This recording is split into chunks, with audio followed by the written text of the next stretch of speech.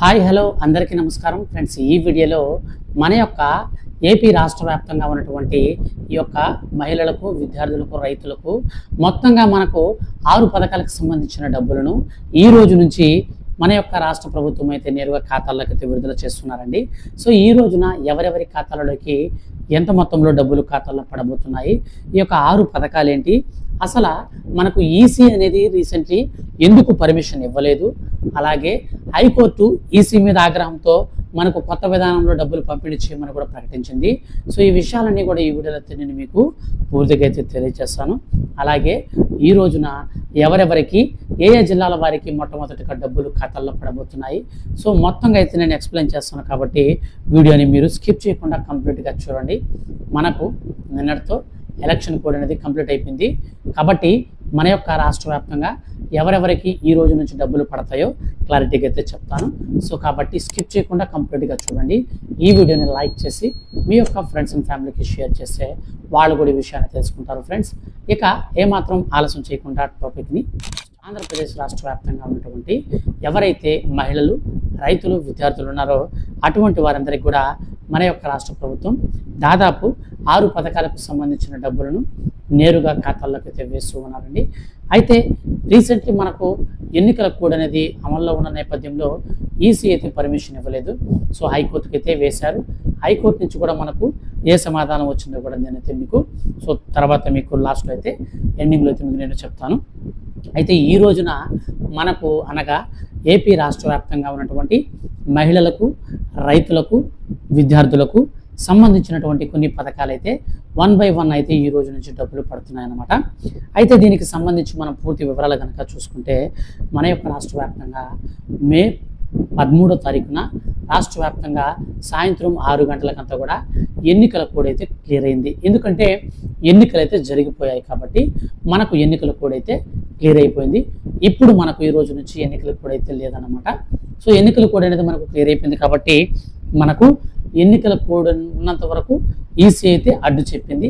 అయితే ఈసీ పైన, ఎన్నికల సంఘం పైన, అనగా ఈసీ అనగా ఎన్నికల సంఘం అనమాట, ఎన్నికలు నిర్వహిస్తున్నారు కదా, సో ఆ యొక్క డిపార్ట్మెంట్ మీద హైకోర్టు కూడా అయితే ఆగ్రహం కూడా వ్యక్తం చేస్తుందండి. సో ఎందుకని ఆగ్రహం వ్యక్తం చేస్తుందంటే ఈసీ మనకు డబ్బులు అనేది మేము కంప్యూటర్లో బటన్ అయితే మేము నొక్కేస్తాము, అనగా స్కీమ్ అయితే స్టార్ట్ చేసాము, సో మీరు పర్మిషన్ ఇస్తే డబ్బులు అయితే వేస్తామని చెప్పేసి ఏపీ రాష్ట్ర ప్రభుత్వం అయితే పర్మిషన్ అడిగిందండి. అప్పుడు ఈసీ ఏం చెప్పిందంటే డీబీటీ స్కీమ్ కింద మీరు డబ్బులు విడుదల చేసినప్పుడు 24 నుంచి 48 గంటల లోపు లబ్ధిదారుల ఖాతాల్లోకి డబ్బులు అయితే వేయాల్సి ఉంటుంది.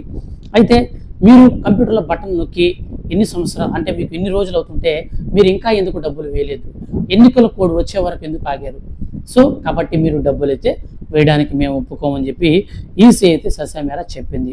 అయితే మన పక్క రాష్ట్రమైనటువంటి తెలంగాణలో అకాల వర్షాల వల్ల పంట నష్టపోయినటువంటి రైతులకు డబ్బులు విడుదల చేసేందుకు పర్మిషన్ ఇచ్చింది. రైతు బంధు డబ్బులను విడుదల చేసేందుకు, అనగా రైతు భరోసా డబ్బులను విడుదల చేసేందుకు పర్మిషన్ ఇచ్చింది.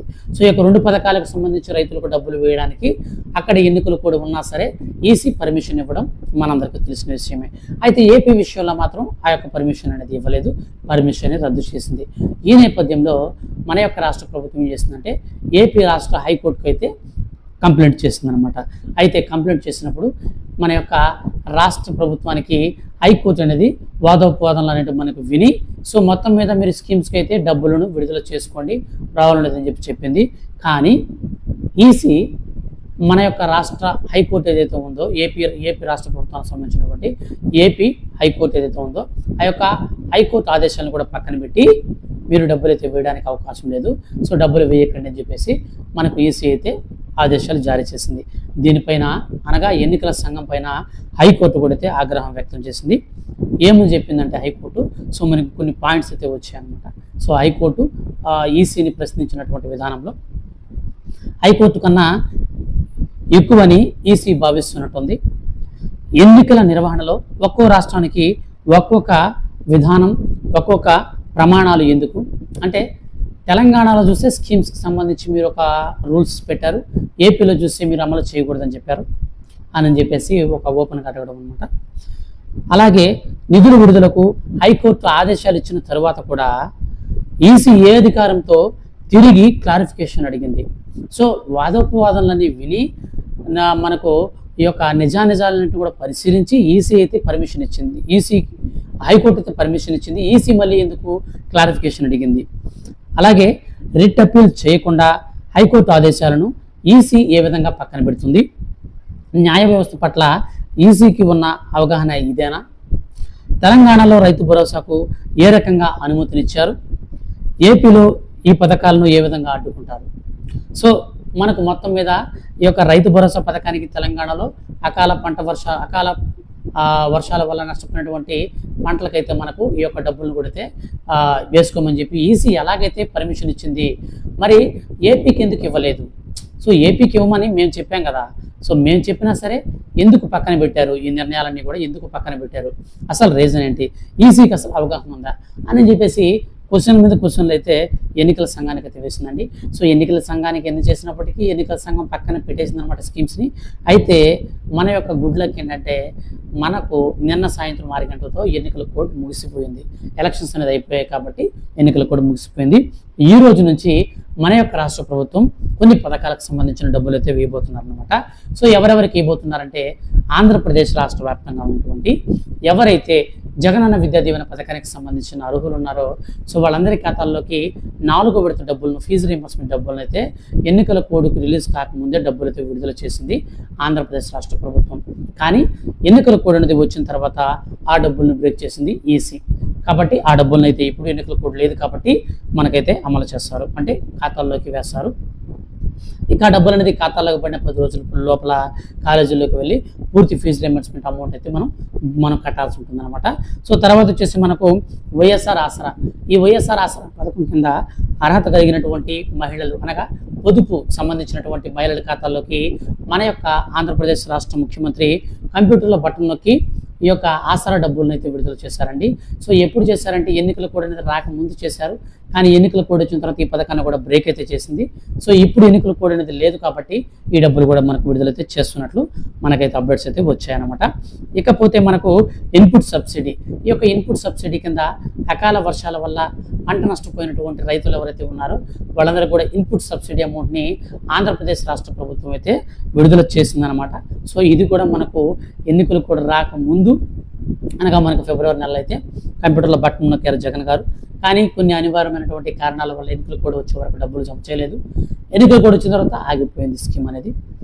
ఇక మనకు మరొక పథకం వచ్చేసి ఈబీసీ నేస్తం అండి. సో అగ్రవర్ణ పేద కులాలకు సంబంధించినటువంటి 45 నుంచి 60 సంవత్సరాల వయసు కలిగినటువంటి మహిళలు ఎవరైతే ఉన్నారో అటువంటి వారి ఖాతాల్లోకి 3 ఏళ్లలో 45,000 రూపాయలు ఇస్తామని చెప్పారు జగన్ గారు. సో 3 ఏళ్లలో మనకు 45,000 అంటే 2023 వరకు 2 విడతల డబ్బులను అయితే 30,000 ఇచ్చారు. లాస్ట్ అండ్ ఫైనల్గా మనకు 3వ విడత 45,000 రూపాయలు అంటే 15,000 రూపాయలని కంప్యూటర్లో బటన్ నొక్కి ఎన్నికల కోడ్ ముందు అయితే నొక్కారనమాట. ఎన్నికల కోడ్ ముందు నొక్కినా కానీ డబ్బులు అయితే ఎన్నికల కోడ్ వల్ల బ్రేక్ అయితే పడలేదు.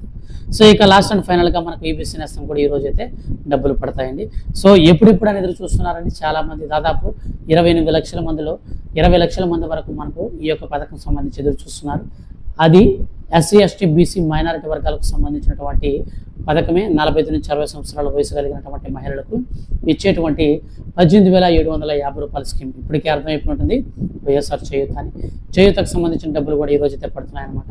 సో ఎన్నికల కోడ్ వచ్చి బ్రేక్ చేసింది ఈ యొక్క పథకానికి సంబంధించిన నిధులు కూడా పడకుండా.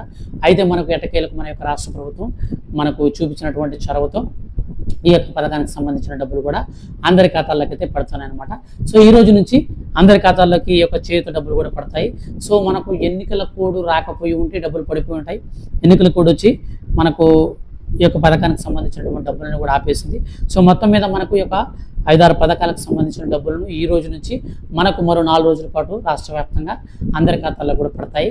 సో ఎవరికి ముందుగా పడతాయంటే మన యొక్క రాష్ట్ర వ్యాప్తంగా ఈ వీడియో కింద డిస్క్రిప్షన్లో లిస్ట్ ఇచ్చాను. ఆ లిస్టులో అనగా ఆ జిల్లాలో మీరు కనుక ఉంటే ఖచ్చితంగా మీకు అందరికంటే ముందుగా డబ్బులు పడతాయి. 1 by 1 మనకు డీబీటీ ద్వారా డబ్బులు అయితే పడుతూ వస్తాయి.